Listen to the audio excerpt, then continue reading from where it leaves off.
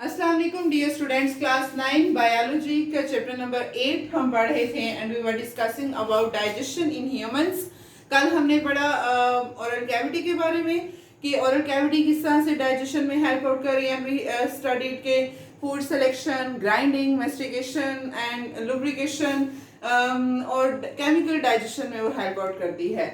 आज हम पढ़ने जा रहे हैं कि ओरल कैविटी से जो नेक्स्ट वाला पार्ट है फेरेंक्स और उससे अगला है एसोफेगस जो हमारी खुराक की नाली है। How they are helping in digestion of food and how they are helping in passage of food, उसको हम पढ़ेंगे। इससे पहले अगर आपने हमारे स्कूल का चैनल सब्सक्राइब नहीं किया तो please kindly do click on the bell icon और चैनल को सब्सक्राइब करें ताकि जो नए लेक्चर्स हैं उनकी नोटिफिकेशंस आप रिसीव कर सकें। Thank you so much. So let's move toward the pharynx and oesophagus. अब जब हमारी फूड माउथ में डाइजेशन उसकी हो रही है, ग्राइंडिंग हो गई है, बोलस की फॉर्म में कन्वर्ट हो गई है, अब ये ओरल कैविटी से जानी है हमारे गले में जिसको हम फेरिंक्स कहते हैं। फेरिंक्स का दूसरा नाम बेसिकली थ्रॉट होता है, गला, और एसोफेगस को हम कहते हैं फूड कैनाल, खुराक की नाली। अब क्या होना है कि जब फेरिंक्स से, जब माउथ से, ओरल कैविटी से जो फूड है वो बैकवर्ड मूव करनी है, फेरिंक्स की तरफ मूव करनी है, जिसको हम स्वालोइंग कहते हैं कि जब हम फूड को निगल लेंगे, स्वालो कर लेंगे, तो कैसे होगा कि सबसे पहले जब ये हमारे पास बोलस है जो नवाला है फूड का, जो माउथ में मेस्टिकेट हुआ और लुब्रिकेट हुआ और बोलस की फॉर्म में कन्वर्ट हो गया। अब ये जो बोलस जब इसने फेरिंक्स में यहां पर मूव करना है तो फिर हमारे पास क्या होगा, जो हमारा पैलेट है, सॉफ्ट पैलेट, जिससे हमारी नेजल कैविटी और हमारी ये जो टांग का ऊपर वाला हिस्सा है जिसको हम कहते हैं तवा, वो सॉफ्ट पैलेट जो है बंद होगा, ऊपर की तरफ मूव करेगा पीछे वाली साइड पे, और ताकि हमारी जो फूड है जब हम वो निगले तो वो स्वॉलो करें तो हमारी नेजल कैविटी में ना चली जाए, हमारी जो नोज की कैविटी है उसके साथ ना चली जाए, क्योंकि वो भी तो कनेक्टेड है। हमारी सेंस ऑफ स्मेल भी तो हमें हेल्प आउट करती है चीज़ों को टेस्ट सेलेक्ट करने में, तो वो नेजल कैविटी में ना चली जाए उसके लिए फिर क्या होता है कि जब स्वॉलोइंग होनी होती है तो हमारा जो सॉफ्ट पैलेट है, ये जो ऊपर टंग के ऊपर सॉफ्ट पैलेट है, ये फिर रियर और अपवर्ड मूव करना शुरू कर देता है, बैकवर्ड।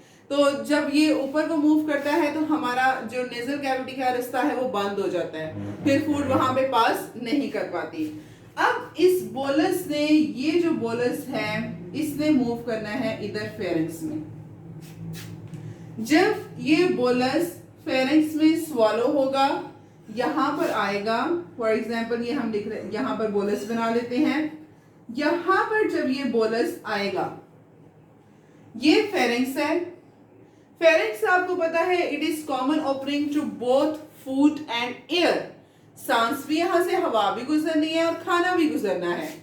फेरिंक्स के बाद फिर ये दो ओपनिंग्स आ जाती हैं, आगे फर्दर डिवाइड हो जाती हैं। एक हमारे पास होती है लेरिंक्स जो ट्रैकिया में जा रही है, सांस की नाली, और दूसरी ये जो आपको नजर आ रही है, दिस इज एसोफेगस, खुराक की नाली, जिसमें अब फूड ने जाना है।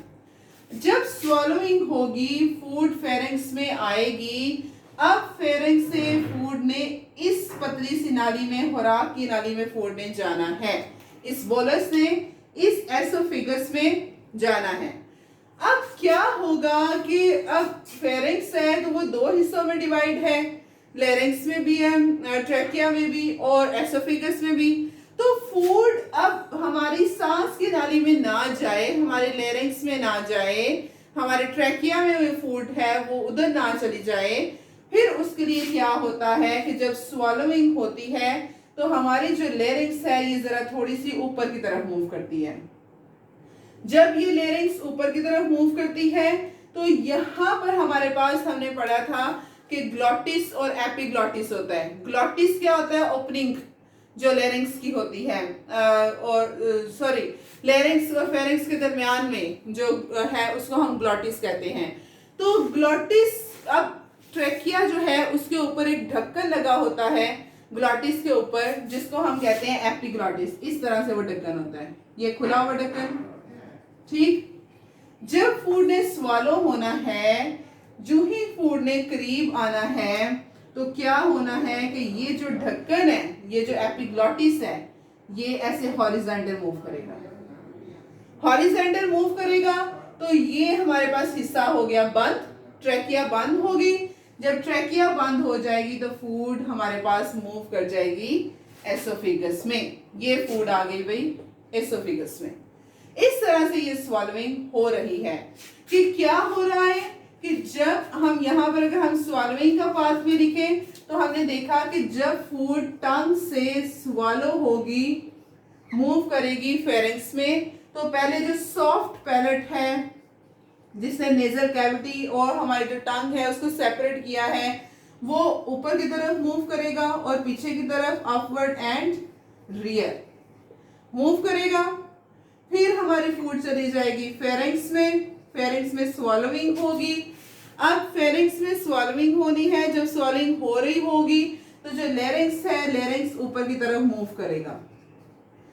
ऊपर की तरफ जब लेरिंक्स मूव करेगा तो जो हमारा सॉफ्ट, जो हमारा एपिग्लॉटिस है, जो ढक्कन है जिसने ग्लॉटिस को बंद किया हुआ है, जो ट्रैकिया है, जो उस ओपनिंग है एयर कैनाल, उसको बंद किया है, वो जो एपिग्लॉटिस है वो हॉरिजॉन्टल मूव करेगा। ये हॉरिजॉन्टल पोजीशन नहीं होती है ना, ये वर्टिकल, ये हॉरिजॉन्टल, हॉरिजॉन्टल मूव करेगा और इस तरह से हमारे पास ये जो ओपनिंग है, ये जो ट्रैकिया है, ये बंद हो जाएगी।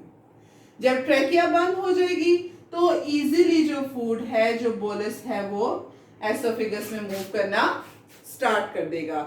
ये हमारे पास हुई है swallowing and this is done by pharynx. ये फेरिंक्स का काम है स्वॉलोइंग करना। दूसरा आ जाता है अब काम एसोफेगस का, पेरिस्टालसिस। पेरिस्टालसिस का क्या मतलब है? अब हमारे पास एसोफेगस तो बहुत पतली सी होती है, एसोफेगस बहुत पतली है। अब बोलस हमारे पास बड़ा है। अब जब उसने एसोफेगस से गुजरना है तो जो एसोफेगस है, ये जो एलिमेंट्री कैनाल है, इसके ये जो स्मूथ मसल्स हैं, ये स्मूथ मसल्स अल्टरनेटिंग कॉन्ट्रैक्शन और रिलैक्सेशन शो करेंगे। Alternating contractions and relaxation show करेंगे फूड को पास करने के लिए। कि जैसे हमारे पास ये बोलस है, ये यहां पर है, अभी ऊपर ये कॉन्ट्रैक्ट है इसकी ट्यूब एसोफेगस की। जो ही ये बोलस इसके करीब आएगा, ये रिलैक्स होंगे स्मूथ मसल्स, ये खुल जाएगी, खुलेगी, बोलस अंदर आ गया।